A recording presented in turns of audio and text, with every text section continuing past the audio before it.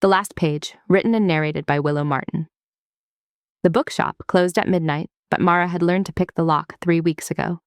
She moved through the darkness between shelves like a ghost returning home, her fingers trailing across leather spines until she found the one she needed. Collected works of Edmund Cross, 1847, the poet who had died in this very building when it was still a manor house. The poet whose portrait hung in the back room, eyes following her every visit. The poet who had started writing her notes in the margins. It began innocently, a single word appearing in pencil beside his most famous sonnet. Beautiful. She'd assumed it was from a previous reader until the next night when new words appeared. You understand me.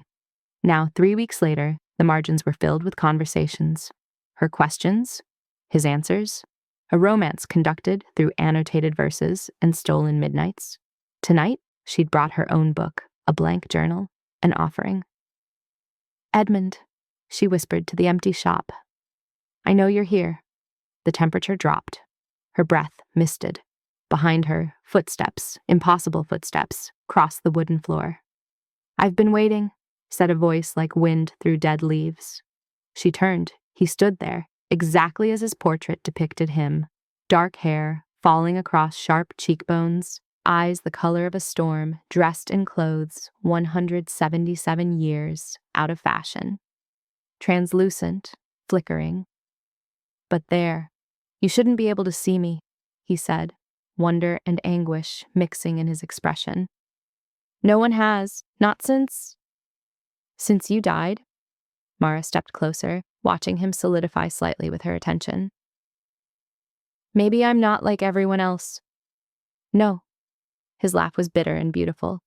You're like me. You see the world through stories. You live in words more than in flesh. He moved closer, and she felt the cold radiating from him, but also something else. Recognition. The way you feel when you find a piece of yourself in another person. I've been trapped here, Edmund said, his voice breaking.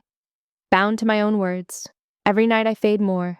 Soon I'll be nothing but ink on pages no one reads. Mara held up her journal. Then write something new, with me. It doesn't work that way. I'm dead, Mara. I've been dead longer than you've been alive. But you're here. You're talking to me. That's not nothing. She opened the journal between them. One story, one collaboration. Maybe that's enough to what? Bring me back? His expression twisted with hope and pain. Do you know what you're offering? To tie yourself to a ghost? To love something that shouldn't exist? I already love words that shouldn't exist, she said softly. I already spend my nights with the dead. At least you talk back. Edmund reached out, his hand hovering above hers, not quite touching. If we do this, if we write together, you'll start to fade too. That's how it works. The more you create with me, the more you'll become like me.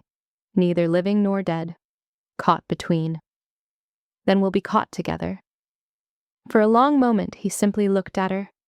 Then with agonizing slowness, his hand lowered to rest on hers. It was like touching winter, like pressing her palm to a gravestone, but it was also real. You're insane, he whispered. Probably, she agreed and picked up her pen. They wrote until dawn threatened the horizon, his hand guiding hers, her warmth bleeding into his cold. A story about two people who loved each other across the boundary of death, who chose each other knowing the cost. As the first light touched the windows, Edmund didn't disappear. He simply became more solid, more there, while Mara felt herself become more translucent, more light. The story isn't finished, he said, reading the last lines they'd written. No, Mara smiled, feeling the change in her bones, in her blood. It's just beginning. She was already half ghost. He was already half alive. Somewhere in the middle, they would find each other completely.